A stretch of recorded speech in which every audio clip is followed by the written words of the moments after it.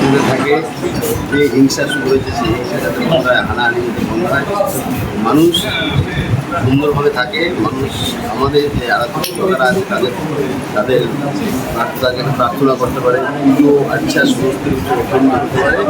যে ঘটনাগুলো ঘটতে সে ঘটনা যাতে না হয়। বিধানসভায় দেখা গেল যে আগের দিন অধিবেশনে বিরোধী দলনেতা অর্থাৎ শোভনদীপ চট্টোপাধ্যায় তিনি আপনাদের শাসক দলের কাছে একটি রিকোয়েস্ট করেছেন যে যারা ঘর ছাড়া তাদেরকে যাতে ঘরে ফেরানো হয়। তাতে মুখ্যমন্ত্রীও একটা বার্তা দিয়েছেন, কি বলবেন সেই নিয়ে?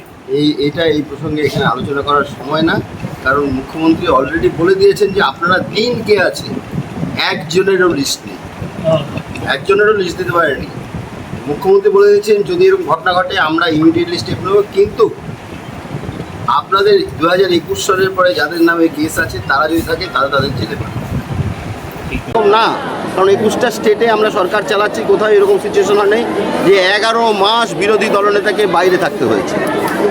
Rare case, rare of the rarest case.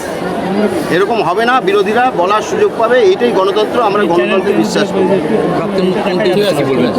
আর কিছু না ওই ব্যাপারে। सर এটা শুধু একটু হিন্দিতে বলে দিই सर, विरोधी लोग सीएम क्या बोला है उस बारे में थोड़ा सा। विरोधी जो है गणतांत्रिक परिवेश जो है ऐसा है, गणतांत्रिक परिवेश अच्छा से रहेंगे। गणतांत्रिक परिवेश में जो होता है विरोधी के लिए स्पेस बोलने का टाइम सब हम लोग देंगे। ठीक है।